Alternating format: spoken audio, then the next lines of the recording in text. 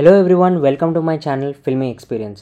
ఇవాళ మార్నింగ్ కల్కి 2898 AD movie చూశాను, which is directed by Nag Ashwin and music by Santosh Narayan. ఒక్క మాటలో చెప్పాలంటే చాలా బాగుంది మూవీ. అసలు ప్రతి ఫ్రేమ్ స్క్రీన్ మీద చూస్తుంటే ఏదో ఒక తెలియని సాటిస్ఫాక్షన్. అండ్ సెకండ్ హాఫ్లో అక్కడక్కడ స్లోగా వెళ్ళింది మూవీ అండ్ కొన్ని డ్రాబ్యాక్స్ ఉన్నాయి. మరి నాకెందుకు అలా అనిపించిందో మీతో క్లియర్గా చెప్తాను. బట్ అంతకంటే ముందు, ఒకవేళ మీరు ఫస్ట్ టైం వచ్చినట్టయితే please do subscribe and hit that bell icon for notifications and updates. And already subscribe చేసిన వాళ్ళైతే do checkout Instagram page, link is in description.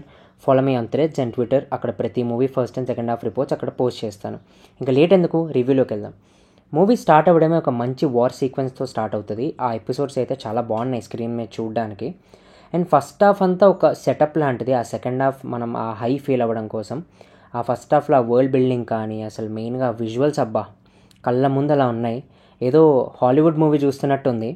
And Prabhas entry ఒక ఫైట్తో బాగుంది. అండ్ మెయిన్గా బుజ్జి అండ్ భైరవ సీన్స్ అయితే అందరు బాగా ఎంజాయ్ చేస్తారు. అండ్ కొన్ని కామెడీ సీన్స్ కూడా బాగా వర్కౌట్ అయ్యాయి. అండ్ ఆ ఇంటర్వెల్ సీన్ అయితే ప్యూర్ గూస్ బంప్స్. ఇక్కడ నాగ్ అశ్విన్ అక్కడ ఆయన విజన్ని మెచ్చుకోవచ్చు. అండ్ సెకండ్ హాఫ్కి వచ్చేసరికి చాలా మంచి యాక్షన్ ఎపిసోడ్స్ ఉన్నాయి. మధ్యలో కొంచెం స్లోగా అనిపిస్తుంది, కానీ ఫైనల్ క్లైమాక్స్ లాస్ట్ 20 minutes అయితే ఆ ట్విస్ట్కి సీట్లు ఎవ్వరు కూర్చోరు. మెంటల్ మాస్ అసలు. అండ్ హైలైట్స్ విషయానికి వస్తే, first of all hats off to Nag Ashwin. ఎందుకంటే అసలు ఆయన విజన్ ఏంటి, అసలు ఆ మహాభారతం అండ్ సైన్స్ ఫిక్షన్ కలపాలనే థాట్ ఉంది చూసారా, that's the best. And major credit goes to the director Nag Ashwin. ఎందుకంటే ఆ స్టోరీ టెల్లింగ్ వైజ్ అయితే దిస్ ఈస్ ద బెస్ట్. ఈ మూవీ స్టోరీ టెల్లింగ్ వైజ్ చాలా బాగుంది. అండ్ మంచి స్పెషల్ కేమియోస్ కూడా ఉన్నాయి. అండ్ తెలిసిందే, నాగ్ అశ్విన్ చాలా బాగా హ్యాండిల్ చేస్తారు క్యామియోస్ని. మన మహానటిలో కూడా చాలామంది క్యామియోస్ ఉన్నాయి, చాలా బాగా హ్యాండిల్ చేశాడు. అండ్ ఈ మూవీలో ప్రతి క్యామియో అయితే మీరు పక్కా ఎంజాయ్ చేస్తారు. అండ్ నాకు పర్సనల్గా ప్రభాస్ క్యారెక్టర్ రాసిన విధానం నచ్చింది. అంటే చాలా రోజుల తర్వాత అలా కామెడీ చేస్తూ, చిలిపిగా, నాటీగా అండ్ కోపం వస్తే ఫైట్ చేస్తూ ఈ ప్రభాస్ని మిస్ అయ్యాం.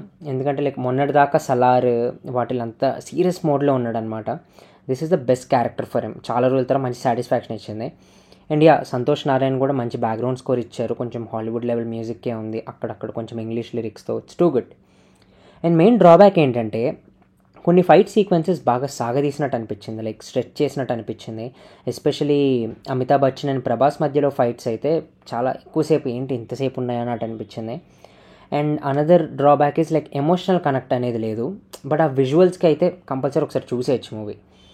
పర్ఫార్మెన్సెస్ విషయానికి వస్తే ప్రభాస్ చెప్పక్కర్లేదు, యాజ్ యూజువల్ చాలా బాగా చేశాడు. అండ్ దీపికా పడుకునే ఉన్నంత వరకు she did really well. And Amitabh Bachchan character అయితే ఈయన ఈ ఏజ్లో కూడా కంప్లీట్గా డామినేట్ చేశారు అసలు. అండ్ మిగతా వాళ్ళు ఉన్నంత వరకు they did really well. And Kamal Haasan character అయితే నెక్స్ట్ వచ్చే పార్ట్స్కి పర్ఫెక్ట్ విలన్ అనొచ్చు. ఇది జస్ట్ ఒక ఇంట్రడక్షన్ మాత్రమే. ఇంకా ఆయన గురించి చెప్పేదేముంది, ఆయన స్క్రీన్ ప్రెసెన్సే చాలా అసలు. అండ్ సినిమా అంతా మంచి హై మూమెంట్స్తో నిండుంది. ఆ లాస్ట్ 20 minutes అయితే మేజర్ హైలైట్.